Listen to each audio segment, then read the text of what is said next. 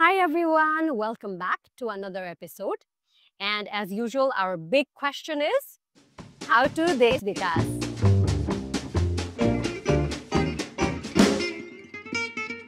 So, यो एपिसोडमा हामीले गर्ने कुरा भनेको चाहिँ इज कुनै पनि एमपी चाहिँ कस्तो हो त एमपी भनेको एमपीले के गर्ने काम हो हामीलाई कस्तो एमपी चाहिएको हो यो सबै यावत कुराहरू भनौँ न अलिकति मोर अफ प्रोसिजरल पाटोमा पनि so that we can guide people into thinking कि लाइक म पनि एमपी बन्छु भन्ने उहाँहरूले कसरी सोचिरहनु भएको पनि हुनसक्छ होइन सो अलिकति हामी पार्लियामेन्ट कस्तो हो कसरी फङ्सन गर्छ एक्जिक्युटिभसँगको रिलेसनसिप के हो भनेर अलिकति क्लियर गरौँ होइन पहिलो कुरो can you please start with नेपालको पार्लियामेन्टको स्ट्रक्चर कस्तो छ नेपालको पार्लियामेन्ट बुझ्नुपर्ने प्रमुख कुरा भनेको चाहिँ हाम्रो फेडरल पार्लियामेन्टको चाहिँ 2टा हाउस छ। 2 सदनात्मक भन्छन् भनेको 2टा सदन छ। एउटा भनेको चाहिँ अप्पर हाउस भनेको चाहिँ नेसनल एसेम्ब्ली जसलाई राष्ट्रिय सभा भन्छौँ होइन? अनि लोवर हाउस भनेको हाउस अफ रिप्रेजेन्टेटिभ जसलाई हामीले प्रतिनिधि सभा भन्छौँ होइन? यो दुइटैमा हुने भनेको हामीले नै भोट हालेर पठाउनु भएका रिप्रेजेन्टेटिभहरू हुनुहुन्छ। उहाँको प्रमुख काम भनेको कानुन बनाउने हो भनेको चाहिँ पार्लियामेन्टले अथवा लेजिस्लेचरले ल बनाउँछ। एक्जिक्युटिभले चाहिँ त्यही पार्लियामेन्टले बनाएका कानुनहरूलाई इम्प्लिमेन्ट गर्ने काम भनेको को हो त एक्जिक्युटिभ हो। एक्जिक्युटिभ भनेको को हो त भन्दा गभर्मेन्ट सरकार भन्छौँ नि त्यो भयो। अनि अर्को भनेको जुडिसरी छ जसले चाहिँ यी सबैले गरेका कामलाई चाहिँ चेक एन्ड ब्यालेन्सको कुरा तिनवटा तिनवटा निकाय अथवा तिनवटा सिस्टमले चाहिँ एकअर्कालाई चेक एन्ड ब्यालेन्स गर्ने भनेर जुडिसरी एक्जिक्युटिभ अनि लेजिस्लेचर यसरी चाहिँ हाम्रो संविधानले यो तिनवटा कुरालाई चाहिँ परिकल्पना गरेको छ होइन पावरको चेक एन्ड ब्यालेन्स गर्नको लागि र अब यो पार्लियामेन्टकै हामीले कुरा गरिरहँदाखेरि अघि मैले भनिहालेँ नेसनल एसेम्ब्लीमा पनि हामीले भोट हालेर पठाएका व्यक्तिहरू हुनुहुन्छ हाउस अफ रिप्रेजेन्टेटिभ अथवा प्रतिनिधि सभामा हामीले भोट हालेका व्यक्तिहरू हुनुहुन्छ होइन अब यो भित्र कसरी आउने प्रक्रिया भनेको अलिकति फरक नै छ यसमा पनि गइहालौँ होइन अनि त्यो जुन तिमीले भन्यो नि अहिले दुईटा हाउस अफ पार्लियामेन्ट त्यो हो त्यसमा चाहिँ अब यदि कोही पनि मान्छे एमपी हुन चाह्यो भने ऊ कसरी एमपी हुने त आकृति हाम्रो प्रतिनिधि सभा अथवा हाउस अफ रिप्रेजेन्टेटिभ जसलाई हामीले लोवर हाउस पनि भन्छौँ त्यसलाई चाहिने टोटल एमपिज भनेको चाहिँ 275 हो 275 जना होइन त्यो मध्ये चाहिँ 165 चाहिँ कसरी इलेक्ट हुनुहुन्छ भन्दाखेरि यो होल नेपाललाई नै 165 वटा निर्वाचन क्षेत्रमा डिभाइड गरिन्छ के इलेक्सन कन्स्टिट्युएन्सिजमा डिभाइड गरेर प्रत्येक निर्वाचन क्षेत्रबाट एक एकजना सांसद आउने गरी भोट गरेर लिएर आइन्छ 165 अब हामीलाई चाहिएको त 275 हो त्यसमा 110 त अझै बाँकी रहनु भयो होइन यो 110 चाहिँ हामीले अघि व्यक्तिलाई भोट हाल्दा लिएर आएको थियौँ नि अब चाहिँ यो 110 भनेको चाहिँ हामीले चाहिँ के गर्छौँ भन्दाखेरि पार्टीलाई भोट हाल्छौँ कि समानुपातिक भोट भनेर पार्टीलाई हाल्छौँ हाल्नु भनेको व्यक्तिलाई नै हाल्ने हो तर त्यो क्यान्डिडेट चाहिँ पार्टीले एउटा क्लस्टर बनाएर त्यो क्लस्टर इन्क्लुजिभ हुन्छ मधेसी जनजाति महिला पिछडिएको क्षेत्र जियोग्राफिकल पपुलेसनको आधारमा यसरी क्लस्टर डिफ्रेन्ट गरेर अलिकति बन्द सूची तरिकाले गरेर होइन हामीले चाहिँ त्यसरी हामीलाई क्यान्डिडेटहरू पठाइएको हुन्छ त्यसलाई चाहिँ हामीले समानुपातिक तरिकाले पोलिटिकल पार्टिजलाई भोट हालेर पठाउँछौँ यसरी दुईटा तरिकाबाट एउटा प्रत्यक्ष व्यक्तिलाई हामीले भोट हालेर अर्को समानुपातिक प्रणालीबाट हामीले चाहिँ के गरेर पार्टीलाई भोट हालेर 275 मेम्बर्स चाहिँ हामीले के गर्छौँ भन्दा प्रतिनिधि सभा अथवा lower house or house of रिप्रेजेन्टेटिभमा हामीले 275 लिएर आउँछ सो इङ्ग्लिसमा भन्दाखेरि हाम्रो एउटा first past the post system भन्छौँ विच इज डिरेक्ट इलेक्सन्सको लागि भयो अनि अर्कोपट्टि प्रोपोर्सनल रिप्रेजेन्टेसन भन्ने समानुपातिकको लागि इङ्ग्लिसको टर्म्सहरू यो भयो होइन यो भनेपछि इफ मलाई एमपी हुन मन छ भने कि त I contest for direct elections कि त I go and see if म कुनै क्लस्टरमा फिट हुन्छु भने आई बिकम समानुपातिकको लागि चाहिँ एज अ क्यान्डिडेट विदिन पार्टीबाट सो पार्टीले चाहिँ मलाई पठाउनु पर्यो होइन त सो यही दुईवटा प्रोसेस भयो अब से इफ मलाई होइन I want be a part of national एसेम्ब्लीको एमपी हो भने कसरी भन्ने त अब यो नेसनल एसेम्ब्ली अथवा राष्ट्रिय सभा हामीले भन्छौँ यसलाई अप्पर हाउस भन्छौँ होइन हामीले यो अप्पर हाउसमा चाहिँ हामीलाई चाहिने टोटल एमपी टोटल मेम्बर भनेको 59 जना हो होइन 59 जनामा चाहिँ 56 जना चाहिँ हामीले चाहिँ प्रत्येक प्रदेशबाट आठ जना एमपी आउने गरेर चाहिँ हामीले चाहिँ के गर्छौँ भन्दा इलेक्सन गर्छौँ होइन भोट गर्छौँ क्या त्यो भोट चाहिँ कसले गर्ने भन्दाखेरि प्रदेश सभाका सदस्यहरूले होइन गाउँपालिकाका अध्यक्ष होइन उपाध्यक्षले त्यसै गरी पालिकाहरूका मेयर उपमेयरहरूले भोट गरेर चाहिँ उहाँहरूले चाहिँ प्रत्येक प्रदेशबाट 8 जना आउने गरी चाहिँ भोट हालेर पठाउनुहुन्छ। त्यसरी प्रत्येक प्रदेश भनेको 7 वटा प्रदेश 7 into 8 गर्दा कति भयो? 56 भयो होइन? त्यसमा पनि इन्क्लुसिभनेस हुनपर्छ है। प्रत्येक प्रदेशबाट त्यो जुन 8 जना छ नि, त्यो 8 जनामा 3 जना महिला हुनुपर्छ, 1 जना अपाङ्ग हुनुपर्छ, 1 जना के भन्छ पिछडिएको क्षेत्र मार्जिनलाइज कम्युनिटीबाट हुनुपर्छ भनेर त्यसरी चाहिँ हाम्रो संविधानले भनेको छ के है। अब यसरी हामीले लिएर आएको भनेपछि 56 जना त भयो, बाँकी 3 जना बाँकी हुनुहुन्छ होइन। 3 जना चाहिँ नेपाल सरकारको सिफारिसमा राष्ट्रपतिले चाहिँ 3 जनालाई नोमिनेट गर्ने भन्ने कुरा चाहिँ हाम्रो संविधानमा लेखेको छ के। त्यो 3 जनामा पनि 1 जना चाहिँ महिला हुनुपर्छ भनेर यसरी चाहिँ इन्क्लुसिभनेसको परिकल्पना गरेको छ। टोटल हामीले 59 जना नेसनल एसेम्ब्लीमा चाहिँ त्यसरी मेम्बर लिएर आउँछौँ। सो भोट गर्दाखेरि हामीले अहिलेसम्म त मलाई याद भएको मैले 2 चोटि भोट गरिसकेँ होइन।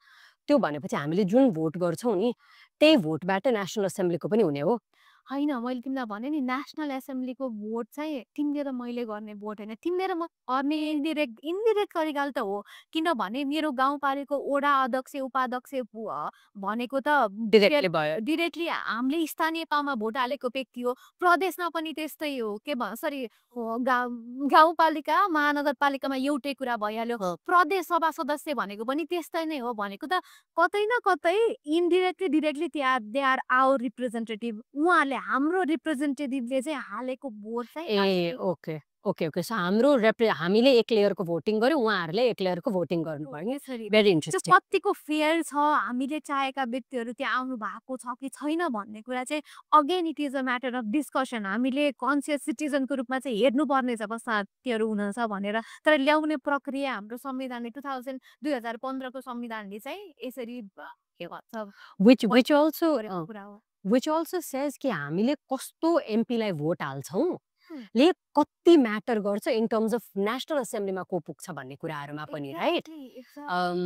ओके, त्यो भन्दै गर्दाखेरि ल एउटा त्यो पाटो भयो होइन। अब हामीले एमपीको कुरा गर्दै गऱ्यौँ, एमपीबाट सरकार चाहिँ कसरी फर्म हुन्छ त? एमपीबाट गभर्मेन्ट कसरी पुग्छ त? अथवा मन्त्री अथवा प्रधानमन्त्री भयो। प्रधानमन्त्री कसरी बन्ने त भन्दा सामान्य अर्थमा बुझ्दाखेरि चाहिँ कसरी बन्ने भन्दाखेरि हामीले भोट हालेर पठाएका हामीले त प्रतिनिधि 275लाई भोट हालेर पाठायौँ होइन। डिफ्रेन्ट नेपाल रिप्रेजेन्ट गरेर 270 आउनुभयो होइन। डिरेक्टली आए पनि समानुपातिकबाट आए पनि उहाँहरू मध्येबाट चाहिँ अब जुन पार्टीको अब पार्टी नभनिकन यत्तिकै कुनै इन्डिभिजुअलले होइन पार्टी बेस सिस्टम छ, पार्टी नभइकन हुँदैन, हाम्रो संविधानले पार्टीकै कुरा गरिरहेको छ भनेर भनिरहनु हुन्छ नि धेरै ठुल्ठुलो व्यक्तिहरूले। यही भएर हो कि होइन।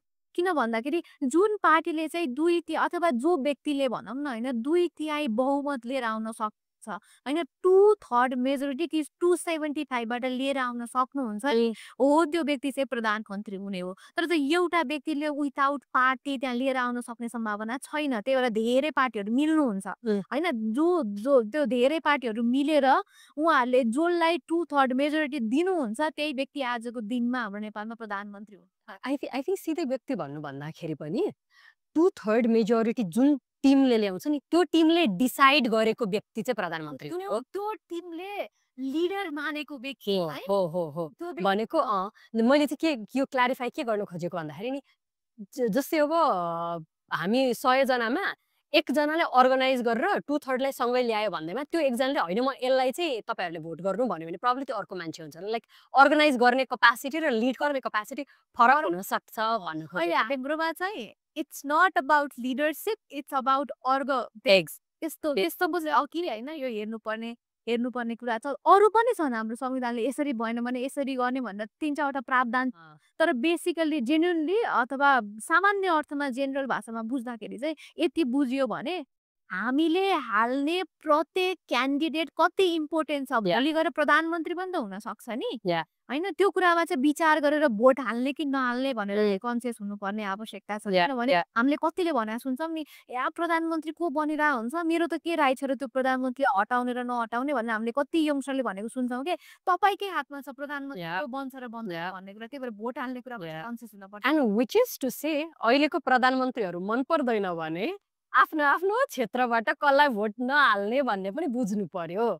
किनभने भोलि त्यो मान्छे त एमपी भयो त कुन पार्टीको मेजोरिटी बनाइदियो भन्ने कुरा त एक्ज्याक्टली हो त होइन। कुन टिमको मेजोरिटी बनाइदिने भन्ने कुरा त जनता छ नि।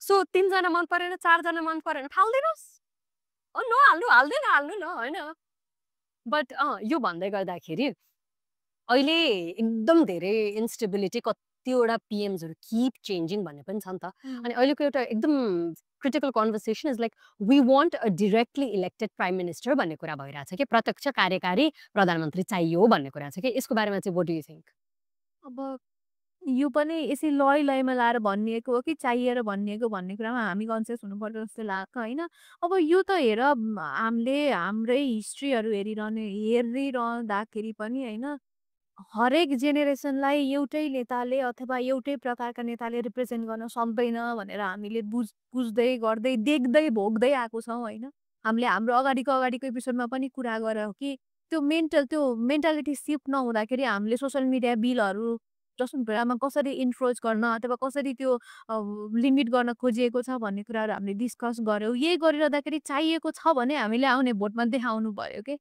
होइन हो it is a matter of discussion घरिघरि हेर्दाखेरि त चाहिएकै छ तत्कालै चाहिएको जस्तो लाग्छ होइन तर फ्रस्ट्रेसनले भनिएको कि साँच्चीकै चाहिएको भन्ने कुरामा चाहिँ हामी कन्सियस पर्छ होइन किनभने व्यवस्थै चेन्ज गर्ने अथवा त्यो त्यो कुरामै हामी जानको लागि अब फेरि हाम्रो जेनेरेसन यस्तै कुरामा लडिरहने हो कि डेभलपमेन्ट भन्ने बाटोतिर पनि जाने हो भन्ने कुरामा चाहिँ हामीले सोच्न पर्छ सधैँ व्यवस्थै गर्ने कहिले कुन लिएर आएको छ कहिले को लिएर आएको छ होइन त्यो भन्दा यही भइरहेको कुरालाई कसरी मजबुत बनाउने हो कि यसलाई अलिक डिफ्रेन्टली कसरी होस्न सक्ने हो कि भन्ने कुरामा चाहिँ बढी डिस्कस गर्नुपर्छ कि जस्तो चाहिँ मलाई चाहिँ लाग्छ भेरी इन्ट्रेस्टिङ किनभने अब एक किसिमले हेर्दाखेरि मैले देखेको इज एउटा very interesting thing that I witness कि which keeps making me think कि जब हामी सरकारमा हुँदाखेरि रातारात सरकार ढल्यो नि सरकार ढलेको भोलिपल्टबाट मिनिस्ट्रीको इन्भाइरोमेन्ट वाज सो डिफ्रेन्ट कि पहिला पहिला जो कर्मचारीहरू आएर हामीसँग कुरा गरिदिन्थ्यो नो बडी सन्नाटा छाएको जस्तो कि हुन्छ नि suddenly it's like wait a minute so just because there is a conversation and like अब सरकार ढल्यो भने जुन विश्वासको मत नलिनेवाला त्यो प्रोसेस पनि पुगेको छैन कि तर नाउ द्याट एक किसिमले पब्लिकली पार्टिजहरूले विड्र गर्यो भन्ने किसिमको एउटा अन्डरस्ट्यान्डिङ भइसकेपछिको त्यो सिफ्ट के where nobody wants to be seen with us, nobody wants to interact with us भन्ने किसिमको जुन थियो नि and I'm like which made me realize that the ultimate power that any leader derives from is the public के so once the public withdraws their support the leaders are nobody and nothing भन्ने feel भयो के अनि but also the leaders who are very powerful and confident are confident because of the votes that they've gotten okay so if अनि which made me realize कि bureaucracy ले पनि त्यो मान्छेको leadership लाई मान्ने भयो who has that support भन्ने पनि के एक किसिमले हैन त्यो भनेको अहिलेको करेन्ट स्ट्रक्चरमा इज पार्टीगत सहमति in agreeing this is the government भनेर के है अनि त्यो भनेको त इज इफ कुनै पनि एउटा इन्डिभिजुअल डिरेक्टली इलेक्टेड हुने हो भने त उसँग त एन्टायर कन्ट्रीको भोट पाएको भन्ने हो नि त त्यो भनेको ब्युरोक्रेसीले त्यो मान्छेको लिडरसिपलाई त मान्नै पर्यो भन्ने कुरा हुन्छ नि त विच अफ कोर्स हामीले कस्तो लिडर छान्ने भन्ने क्वेसनमा जाला होइन अफकोर्स अहिलेको हाम्रो लिडरसिप सेलेक्सनमै फ्लड छ हाम्रो कुन लिडर छान्ने भन्ने हाम्रो क्राइटेरिया फ्लड होला जुन अहिले will come to that discussion is well but then which is also to say that maybe if we can set a better rubric in हामीलाई यस्तो leadership चाहिएको this is going to be अबको criteria and if you don't meet this criteria we're not going to vote for you भन्ने लेभलको एउटा दृढता पनि अबको जनतामा हुने हो भने maybe we can find a very good leader that we can push for a directly elected भन्ने पनि आउँछ के so like quite interestingly now that I think of it is not just about the procedural part representation or everything but it is also about who do we collectively take ownership in terms of this is our leader भनेर के exactly मैले एउटा कुरा जोडिहाल्छु ल कसैले भनेको थियो नि कसले भन्नुभयो मैले बिर्सेँ होइन तिमी जस्तो छौ तिमीले त्यस्तै नेता पाउँछौ भनेर भन्नुभएको थियो नि सायद हामीलाई अहिले रिप्रेजेन्ट गरिरहनु भएको नेताहरूले चाहिँ हामीभन्दा अर्लियर जेनेरेसनलाई जस्टिफाई गरिरहनु भएको छ होला के होइन कति धेरै रिभोल्युसन गरेर जेल बसेर निल खाएर के कति धेरै छन् उहाँहरूको स्ट्रगल त होइन त्यसले हाम्रो बाबा अथवा हाम्रो आमाहरूले बाँचिरहेको समाजबाट त धेरै माथि उखास्नु भएको त उहाँहरूको रिडिङलाई त जस्टिफाई गर्नुभएको छ तर तिमीले र मैले त त्यो बाँचेनौँ नि तिमीले र मैले त अहिले अर्कै नेता खोजिरहेको छ के त्यही भइसकेपछि यो क्लास हामीले मेटाउनको लागि पनि हामीलाई चाहिएको नेता चाहिँ या तपाईँले यति धेरै गर्नुभयो, अब चाहिँ प्लिज टेक रेस्ट। हामीलाई चाहिएको चाहिँ अलिक फरक हो भक्त अब हामीले हाम्रो मतदान अनुसार, भोट अनुसार चाहिँ देखाउनु पर्ने बेला या आएको छ के। सो अहिले तिमीले जुन भन्यो नि I really appreciate that and I think त्यो हामीले गर्नु पनि पर्छ कि हामीले हामीभन्दा सिनियर लिडर्सहरू जसको कारणले हामी यहाँ बसेर यसरी गफ गर्न पाइरहेको छौँ we need to thank them of course उहाँहरूकै कारणले हो but having said that one thing that I realise is they were really good at organising के सो सबैलाई एउटै ग्रुपमा ल्याएर ल यो कजको लागि चाहिँ हामी लड्नुपर्छ हामीले व्यवस्था परिवर्तन गर्नुपर्छ भनेर सबैलाई सँगै ल्याउनमा एकदम राम्रो काम गर्नुभयो कि तर उहाँहरू कहाँ गएर चुक्नु भयो भने नि त्यो एउटा अब इम्प्लिमेन्ट गर्ने कपेसिटीमा एउटा एडमिनिस्ट्रेटिभ रोल प्रशासनिक रोल खेल्नु पर्यो नि त अब बसेर ल हामी यहाँ आइपुग्यो अब यो काम यसरी गर्ने यो यसरी गर्ने यो नीति ल्यायो भने यो नीतिको यस्तो यस्तो किसिमको यसको यस्तो यस्तो आउटकमहरू आउँछ भने त्यो पोलिसी एनालिसिस गर्ने एउटा एक लेभलको त्यो 50 वर्षको लागि जुन भिजन चाहिन्छ नि उहाँहरू त्यो ल्याउन चुक्नु भयो क्या होइन अनि त्यो भनेको इज एकदम इम्पोर्टेन्ट पार्ट हो के र मैले यो अलिकति सिम्प्लिफाई गरेर कसरी भन्न चाहेँ भने नि they were really good at social media management, organizing,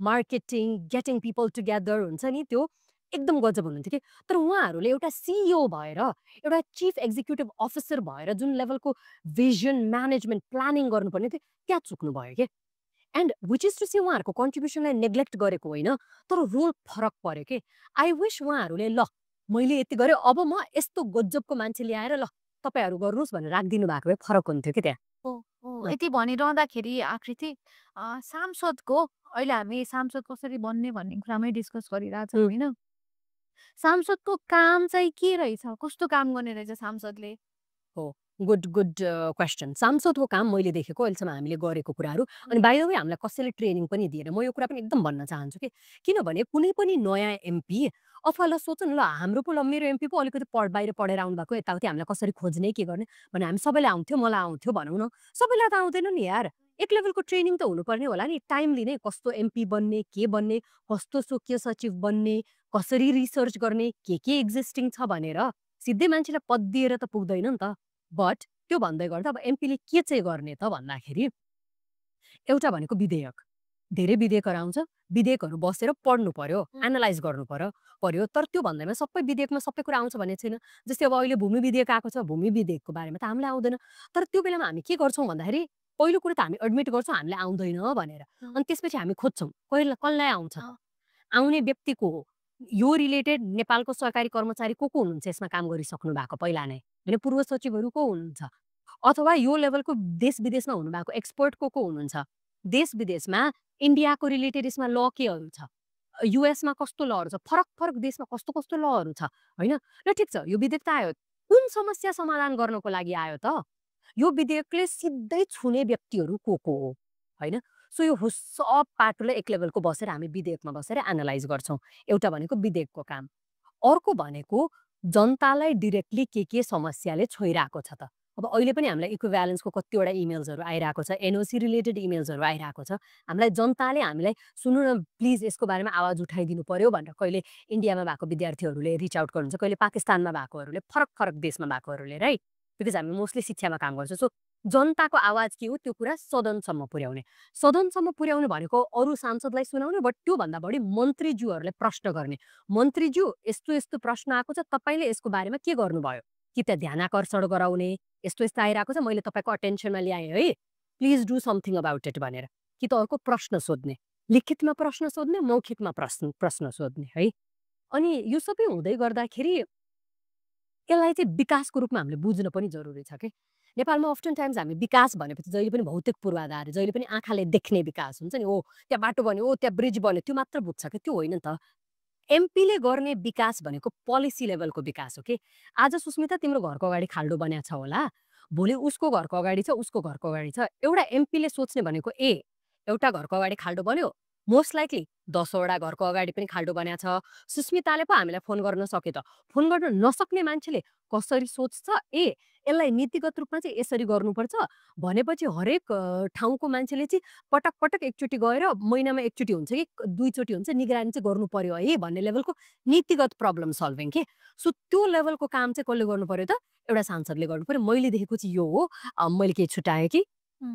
हो प्रमुख काम भनेको कानुनै बनाउने हो होइन सकिन्छ भने प्राइभेट बिल लगेरै आफूले आफ्नो गाउँठाउँमा आफूले देखेका समाजहरू के कानुनले गर्दा अड्केका छन् ती सबैलाई एउटा समष्टिगत रूपमा प्राइभेट बिल होइन नीतिगत तरिकामा उहाँले लान सक्नुभयो भने प्राइमेरी काम त त्यो नै हो। त्यो सक्नु भएन भने सरकारबाट आएको विधेयक छ भने त्यसलाई अध्ययन गरेर तिमीले अघि भने जस्तो जो डिफ्रेन्ट स्टेक होल्डर हुनुहुन्छ उहाँहरूसँग डिस्कस गरेर एक लेभल अफ अमेन्डमेन्ट राखेर सरकारलाई घटघटाउने अर्को जिम्मेवारी हो।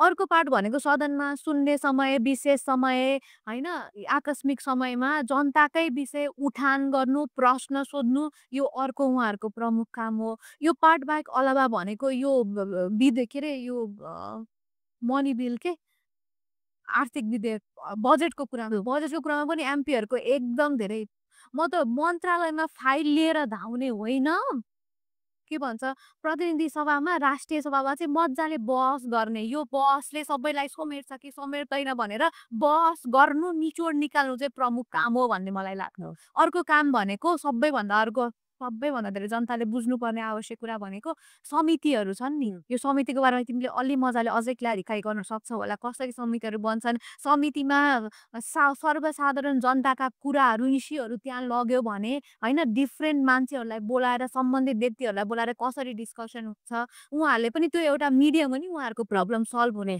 तर समितिका कुराहरू प्राइभेट जस्तै हुन्छन् प्रतिनिधि सभा समितिहरू होइन यो विषयमा पनि तिमीले अलिकति कुरा गर। सो कुरा प्राइभेट चाहिँ हुँदैन ल।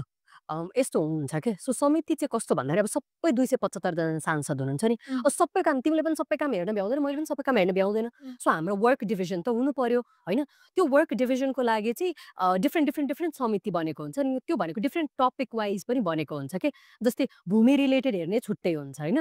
अनि भनेको 2-3टालाई सँगै राखेको हुन्छ जस्तै शिक्षा स्वास्थ्य तथा सूचना प्रविधि समिति त्यो भनेको शिक्षा पनि हेऱ्यो स्वास्थ्य मन्त्रालय रिलेटेड पनि हेऱ्यो सूचना प्रविधि रिलेटेड पनि हेऱ्यो के। त्यस्तै पूर्वाधार विकास रिलेटेडको छुट्टै हुन्छ होइन। त्योभित्र यातायातको कुराहरू पनि पर्छ होला होइन। अनि सो एभ्री अब जस्तै टुरिज्म र अन्तर्राष्ट्रिय सम्बन्धहरूको छुट्टै हुन्छ होइन। सो त्यो भइसकेपछि डिफ्रेन्ट टपिक वाइज हुन्छ। अनि त्यो हरेक 10वटा चाहिँ मन्त्रालय पनि त्यही बिच डिभाइडेड हुन्छ कि कुन मन्त्रालय पर्छ त त्योभित्र भन्ने कुराहरूमा क्या। अनि समितिको काम चाहिँ कस्तो हुन्छ भने समितिले चाहिँ एकदम बसेर एकदम यो गहन रूपमा विस्तृत रूपमा बसेर मुद्दाहरू हेर्ने भन्ने हुन्छ कि अब विधेयकहरू राइट। अब कुनै पनि विधेयक पार्लियामेन्टमा आयो पार्लियामेन्टमा त every A to Z discuss गर्न मिल्दैन। सो त्यो bill comes to the committee के जस्तै अहिले शिक्षा विधेयक केम टु द कमिटी के।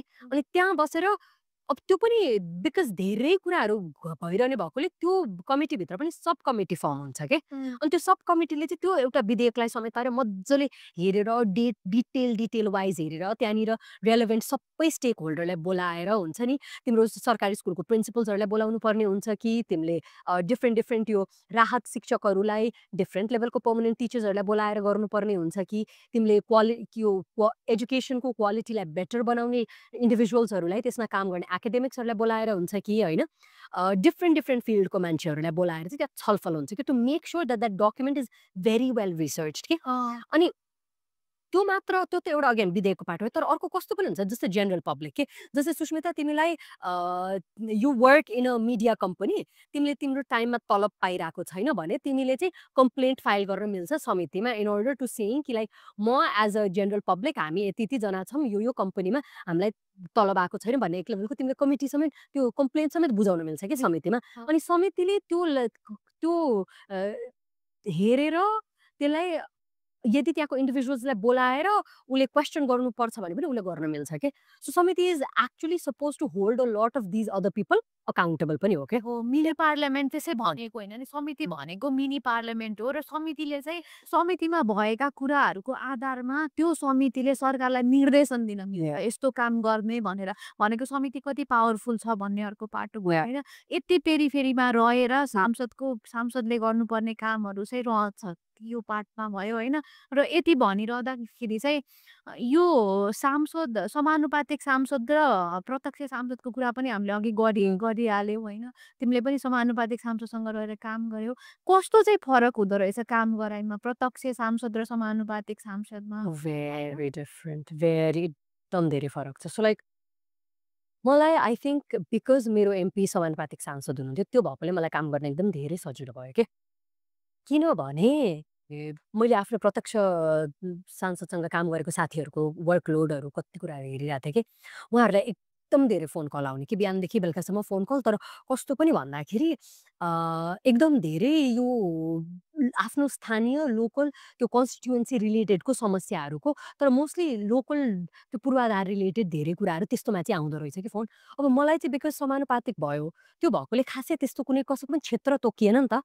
सो अफकोर्स समस्या आउँदा सबैतिरको समस्या आयो, बट बिकज हामीले शिक्षामा एक लेभलको आफ्नो ब्रान्ड बनाउन सक्यो, शिक्षा रिलेटेडै बढी समस्याहरू आउन थाल्यो क्या होइन। त्यो भइसकेपछि मोस्टली वर्कलोडको हिसाबले चाहिँ फोन कल्सहरू अलरेडी त्यहाँनिर एक लेभलको फिल्टर पनि भयो होइन। तर एउटा एरिया पनि हामीले स्पेसिफाई गरेर ल हामी चाहिँ यसमा काम गर्छौँ है भन्ने पनि भयो कि। तर कस्तो भन्दाखेरि एउटा कस्तो सजिलो हुँदो रहेछ भने समानुपातिक सांसदलाई म देशको हरेक क्षेत्रको जनताको सांसद हो भनेर एस्टाब्लिस गर्न एकदम सजिलो हुँदो रहेछ के। तर कोही पनि प्रत्यक्षमा हुनुहुन्छ भने उहाँको चाहिँ इभन बिगर आन्सरेबिलिटी आफ्नो त्यो क्षेत्रमा हुने रहेछ। तर कस्तो पनि एक किसिमले maybe there cut in that loop कि लाइक भोलि मलाई भोट गर्ने मान्छे यही हो, सो मैले यही मान्छेलाई चाहिँ अझै रिजाउनु पर्छ है भन्ने पनि एउटा त्यो उहाँहरू त्यो लुपमा स्टक हुने चान्सेस हुँदो रहेछ के। अनि जनताले पनि कस्तो एक्सपेक्ट गरिदियो भन्दाखेरि ए हाम्रो क्षेत्रमा बजेट हालिदेऊ भन्ने कुरा के। तर बजेट हाल्ने काम त सांसदको होइन नि त। हो यहीँनिर मैले भन्न खोजेको के हो भने हाम्रो जुन कानुन अन्तर्गत उहाँहरू सांसद हुनुभएको छ नि भलाइ उहाँ प्रत्यक्ष हुनुहोस् अथवा समानुपातिक हुनुहोस् त्यो कानुनले त नि सबै तपाईँहरू दुईजना समानै हो जुन तरिकाबाट आए पनि तपाईँले गर्ने काम एउटै हो भनेर भनेको छ नि त होइन। तर उहाँहरू आएको प्रक्रिया मात्र अलिकति फरक हुनाले होइन काम गराइमा कति धेरै फरक आउँदो रहेछ। यो भनेको त हामीले ती भोट दिने जनतालाई बुझाउन नसक्नु होइन र। हो सङ्घीय सांसदको काम भनेको त भोट हाल्दै बजेट माग्दै माग्दै फाइल लिँदै लिँदै मन्त्रालय हिँड्ने होइन। बसेर पढ्ने हो, नीति पढ्ने हो, अनुसन्धान गर्ने हो होइन, ल बनाउने हो, कानुन बनाउने हो भनेर बुझाउन नसक्नु हो नि होइन। राम्रो कानुन बनाउन सकेका दिन त त्यो बजेट सबैलाई समान तरिकाले डिभाइड हुन्छ नि त। समान जुन ठाउँमा जति चाहिन्छ त्यति बजेट पुग्छ नि त होइन। बजेटमा र यो भौतिक पूर्वाधारका कुरामा मात्र विकासलाई हेरिदिनाले गर्दा पनि गाह्रो भएको तर हेरिदिने वातावरण उहाँहरूले बनाएको पनि हो कि कसैले पनि यो मेरो रेस्पोन्सिबिलिटी हो आई विल रिडिफाइन इट भनेर त लिइदिनु भएन नि त। कसैले भनेकै सुनेको छैनौँ हामीले। सुनेका छौँ त उहाँहरूले लिएर आउने त्यो भोट हाल्नुभन्दा अगाडि लिएर आउनुहुन्छ नि उहाँका के काम म यो काम गर्छु भनेर विकासी काम बाहेक केही पनि हुँदैन। म यो विकास गर्नको लागि यो कानुन बनाउँछु भनेर एक्ज्याक्टली एक्ज्याक्टली। होइन। अनि हो त्यही पार्ट हो कि मैले कस्तो भन्नु खोजेँ भने हामीले डेमोक्रेसी त बुझ्यौँ, तर हाउ टु डु डेमोक्रेसी भन्ने पार्ट हो नि त यो भनेको त। डेमोक्रेसीमा चाहिँ कुन कुन स्ट्रक्चरमा कसको टिओआर कसको टर्म्स अफ रेस्पोन्सिबिलिटीभित्र कार्यक्षेत्रभित्र के पर्छ भन्ने कुरा पनि जनतालाई थाहा नदिएको हो नि त। अनि त्यो नदिँदा जहिले त्यही रोड देखाउने ल मलाई भोट गर, रोड देखाउने मलाई भोट गर भनेर भयो त। बट एनिवेज यो सबै भनिसक्यो। अफकोर्स विभ आउटलाइन्ड कि लाइक कस्तो जब हो के हो कता के हो, यो सबै हेर्दाखेरि काम गर्नुपर्ने के छ भन्ने पनि थाहा भयो। कहाँबाट त्यो व्यक्ति हामीले भोट गरेको मान्छे प्रधानमन्त्री बन्न सक्छ भन्नेसम्म पनि देख्यौँ हामीले। यो सबै हेर्दा तिमीलाई अब हामीले एमपी भोट हाल्ने हो भने हामीले कस्तो व्यक्तिलाई चाहिँ भोट हाल्नुपर्छ भन्ने एउटा पाटो हो होइन। तर हामी आफू नै यदि कति धेरैजनाहरू यहाँ म एमपी बन्छु भनेर सोचिरहनु भएको छ भने कस्तो एमपी बन्ने भन्ने कुराको आन्सर के हुन्छ तिम्रो? यो हामीले सुरुदेखि यही कुरामै बेस भएर छलफल गरिरहेको छौँ हामीले होइन। म त आजको दिनमा पनि मलाई कसैले सोध्छ भने म एमपी भयो भने मैले यो काम गर्न सक्छु। पहिला त आफू क्लियर हुनु पर्यो एमपीले गर्ने के हो भनेर। आजको दिनमा त हामीसँग यस्ता सांसदहरू हुनुहुन्छ जो 5 वर्षसम्म काम गरेर निस्किने बेलासम्म पनि मैले गर्ने काम के रहेछ त भनेर थाहा नपाइकन निस्किने सांसद पनि हामीले भेटेको छौँ के। अब आउँदाखेरि चाहिँ अब आउने व्यक्ति कोही आउन खोज्नु भएको छ भने म सांसद भएपछि मैले कानुन अनुसार गर्ने काम के हो मैले मेरा जनतालाई बुझाउनु पर्ने कुरा के हो त्यति चाहिँ जानेर आउनुहोस् भन्छु पहिलो कुरा त होइन। यो बारेमा हामीले धेरै पटक छलफल पनि गरिसकेका छौँ होइन। यसै कुरामा म तिमीलाई अर्को एउटा पाटो के सोध्न चाहन्छु भन्दाखेरि चाहिँ अनि यत्रो सांसद त बन्यो होइन, सांसद हुनु भनेको गभर्नमेन्ट हो त? Is MP equal to government? यो कुरा चाहिँ जस्टिफाई गर्यौँ भने कस्तो बन्ने भन्ने कुरा पनि आउँछ। That is also true, that is also true. So MP र गभर्मेन्ट एकदम धेरै फरक कुरा हो। अघि तिमीले जुन भन्यो नि, एउटा एमपी हुन्छ, एमपीहरूको टिमबाट 2/3 गभर्मेन्ट फर्म हुने हो। त्यो 2/3 गभर्मेन्टबाट त्यहाँबाट उहाँहरूको इन्टरनल प्रोसेसेसबाट अग्रिमेन्टबाट they firm the ministers, right? So मैले चाहिँ because I've worked in both, under both leaders भनौँ न, अन्डर बोथ टाइटल्स, एउटा एमपीको काम एकदम धेरै रिसर्च रिलेटेड जनतासँग जनताको प्रब्लम ल्याउने हुन्छ भने एउटा मिनिस्टरको भनेको अब त्यो कुरालाई इम्प्लिमेन्ट गर्ने हुन्छ कि कम्प्लिटली डिफ्रेन्ट स्किल सेट चाहिँदो रहेछ कि यसमा एकदम धेरै स्टडी रिसर्च रिलेटेड कुरा हुन्छ। यसमा भनेको अब okay you have given me one statement or like one task, अब यो कुरा इम्प्लिमेन्ट गर्न मैले को मान्छेहरू चाहिन्छ त, मलाई कस्तो कस्तो कुराहरू चाहिन्छ, कुन कुन संयन्त्र युज गरेर को कताबाट कम्युनिकेट गर्ने हो, कताबाट इम्प्लिमेन्ट गर्ने हो, कसको रेस्पोन्सिबिलिटी के हुन्छ, त्यो रेस्पोन्सिबिलिटी कसले इम्प्लिमेन्ट गर्ने भन्छ, त्यो लेभलको डिटेलिङमा जाँदो रहेछ कि त्यो भनेको लट अफ म्यानेजमेन्टको स्किल सेट हो कि म्यानेजमेन्ट र लिडरसिपको स्किल सेट हो कि लाइक तिमीले सबैको प्रब्लम्सहरू एक लेभलको प्रब्लम्स भनेको त्यसमा आउन सक्ने प्रब्लम सल्भिङहरू गर्नुपर्छ कि अनि म एक दिनमा यो विधेयक मात्र पढ्छु सकाउँछु भनेर पोसिबलै छैन कि तिमीले त्यहाँ एकैचोटि 10-15वटा कुरा ह्यान्डल गर्नुपर्ने हुन्छ। तिमीले के अरे स्कुल एजुकेसन पनि हेर्नु पर्यो, हायर एजुकेसन पनि, सिटिबिटी पनि, हरेक क्षेत्रहरूको तिमीले हेरिरहनुपर्छ कि साइन्स एन्ड टेक्नोलोजी पनि is well, right? So it's a whole set of different skill set which made me realise that we really need people. अबको हामीले एक लेभलको एमपीको बारेमा सोच्दै गर्दा वी रियली निड टेक्नोक्राट्स के जोसँग टेक्निकल स्किल सेट छ नि त्यस्तो मान्छेहरू चाहिन्छ कि फर एक्जाम्पल हाम्रो चलचित्र विकास बोर्डहरू हुन्छ, राइट? चलचित्र विकास बोर्डहरू रिलेटेड कुराहरू पनि मन्त्रालयको अन्तर्गत आउँछ होइन? त्यो भनेपछि त हामीलाई फिल्म इन्डस्ट्रीमा मजाले काम गरेको निखारिएको व्यक्ति चाहियो नि त त्यहाँ एमपी बन्नलाई, जसले त्यो एरियाको ल्याउन सक्नु पर्यो होइन? हो हामीले एग्रिकल्चर मिनिस्ट्री यताउति सोच्दै गर्दा ल्याऊँ न, हामीले गजबको खेती किसान गरेर मजाको सक्सेसफुल एक्जाम्पल भएको व्यक्तिलाई लिएर आऊँ न, उहाँको त फिल्डको एक्सपिरियन्स छ नि होइन? त्यो भनेको वी निड जस्तै नेपालमा प्रोक्योरमेन्ट लजहरूमा एकदम धेरै प्रब्लम्स आइरहेछ, राइट? प्रोक्योरमेन्ट बारेमा मजाले गहन अध्ययन गरेर त्यसमा काम गरेको व्यक्तिहरू ल्याऊँ न, त्यसमा पिएचडी गरेको व्यक्तिहरू लिएर आऊँ न। सो अबको एमपिजहरू ल्याउँदाखेरि हामीले सोच्दै गर्दाखेरि हाम्रो प्रब्लम एरियाज कुन कुन छ र त्यो प्रब्लम एरियालाई आइडेन्टिफाई गर्न सक्ने खालको लिडरसिप चाहियो, किनभने this people are potentially going to be the ministers कि एन्ड द प्राइम मिनिस्टर्स कि सो अबको यो बोली भाषण यताउति this is not the metric for a नेता एनिमोर कि वी डोन्ट केयर तपाईँलाई बोल्न आउँदैन fine as long as you can communicate. भाषण दिन आउनु र कम्युनिकेट गर्न आउनु फरक कुरा हो कि बट हो यति भनिरहँदाखेरि कति धेरै गाह्रो छ होइन एमपी भएर काम गरिरहन होइन हामीले कति धेरै च्यालेन्जेसहरू पनि देख्यौँ। मैले चाहिँ प्रमुख रूपमा देखेको च्यालेन्ज विधेयककै कुराहरू गरिरहँदाखेरि के एमपी त नेपाललाई रिप्रेजेन्ट गरेर आएको हो नि त 275 जना भनेको त हामीले प्रतिनिधि सभाको मात्र कुरा गरिरहेछौँ होइन। त्यो गरिरहँदाखेरि 275बाट त देश सबै नेपालै आउने हो नि त। फरक कुराहरू आउँछन् त विधेयकमा पनि त त्यो फरकपन झल्किनु पर्ने होला नि होइन। फरकपन झल्किरहँदा बल्ल नेपाल बन्ने होला नि। फरक यति धेरै जनताले सोच्ने कुरा आउने होला। तर हेर्दाखेरि कस्तो हुन्छ भने एउटा विधेयक आइरहेको हुन्छ अनि कस्तो एउटा एउटा एउटा समूह गुट भन्छ अथवा पार्टीबाट व्हिप जारी गरिन्छ कि यो विधेयकमा फलानु सांसदले संशोधन हाल्ने र यही कुरा लेखेर संशोधन हाल्ने ताकि भोलि पास गर्न सजिलो होस् भनेर क्या। अनि मलाई चाहिँ त्यहाँ कस्तो त्यो इन्डिभिजुअलिटी अनि त्यो त्यो 275लाई जसरी हामीले इन्क्लुसिभ बनाएर रिप्रेजेन्टेसन भनेर त्यसरी जुन एउटा प्रिन्सिपलमा बेस भएर लिएर आएको छौँ त्यो कुरा नै कस्तो कता कता हराए जस्तो होइन। अनि एमपी नै कन्फ्युज भए जस्तो कि म मेरा जनतासँग मलाई भोट दिएर पठाउने व्यक्तिहरूसँग मेरो ठाउँसँग अकाउन्टेबल हुने हो कि म पार्टीसँग अकाउन्टेबल हुने हो भन्ने कुरामा कस्तो कन्फ्युजन भयो जस्तो मैले एकदम धेरै फिल गरिरहेको थिएँ कि यसमा चाहिँ तिम्रो केही अनुभव छ केही छ यो कुरामा? आई थिङ्क यही जुन तिमीले अहिले भन्यो नि जवाफदेहिता सांसद भनेको त जनताप्रति जवाफदेहिता हो नि त। तिम्रो लाइक कुनै पनि एमपीको फर्स्ट एन्ड फरमोस्ट प्रायोरिटी त जेनरल पब्लिक हो नि त। उसको अकाउन्टेबिलिटी हुनुपर्ने पब्लिकतिर हो क्या तर अफ्टन टाइम्स हामीले कस्तो देखिरहेछ भन्दाखेरि पार्टीतिर छ कि अनि अफकोर्स यो इन्फर्मल डिस्कसन्समा पनि भन्नुहुन्छ कति धेरै एमपिज अफ अदर पार्टिजहरूले हुन त तपाईँहरूले भनेको कुरा ठिकै थियो बट अब बिकज अफ पार्टी भन्ने कुराहरू पनि त्यो लिमिटेसन छ कि लाइक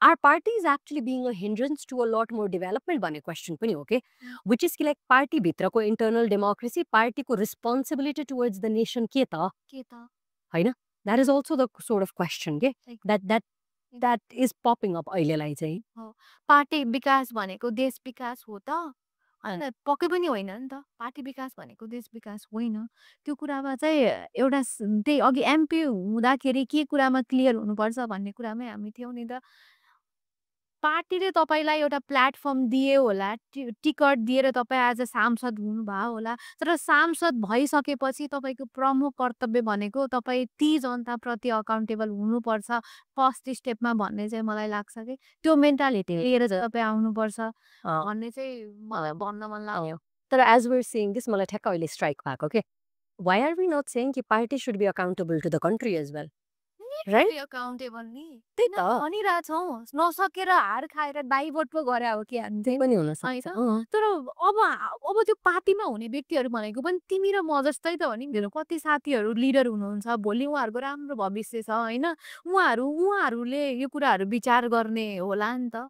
पक्कै पनि गर्नु भएको छ होला आशावादी छौँ हामी गर्नु छ होला होइन त्यही हो मैले चाहिँ पार्टी विकास भनेको देश विकास हो कि होइन भन्ने कुरा एकदम धेरै नै इम्पोर्टेन्ट छ जस्तो कि तर also the more that I think of it पार्टीले नै यदि देश विकासको कुरामा गच्चको नेतृत्व लिने हो भने सायद we would not have been even saying this होइन त अब तिमी र मेरो आवश्यकतै थिएन नि या म मेरो ल कलेजमा पढिरहँदाखेरि एकदम प्रखर व्यक्तित्वहरू नेता बन्ने नेतृत्व गर्दै हिँडिरहनु भएको छ होइन भोलि उहाँहरू यही माइन्डसेट लिएर अथवा उहाँहरू जो व्यक्तिलाई देखेर आज नेता बन्ने भन्नु त्यो मार्गमा हुनुहुन्छ होइन उहाँहरू त्यस्तै सिक्दै हुनुहुन्छ त्यस्तै देख्दै हुनुहुन्छ भने त तिम्रो र मेरो आवश्यकतै थिएन म मजाले वकालत गरिरह हुन्थेँ तिम्रो जर्नलिजम सेक्टरमा भइरह हुन्थ्यौ होइन जर्नलिजम त हुन्न थिएँ कतै कतै हुन्थ्यो नि त तिम्रो र मेरो त यो इच्छा भन्दा पनि यो बाध्यता हो म कसरी मेरो कुरा कसले सुनिदिन्छ मेरो ठाउँको कुरा कसले सुनिदिन्छ भनेर खोज्दै आएको त होइन र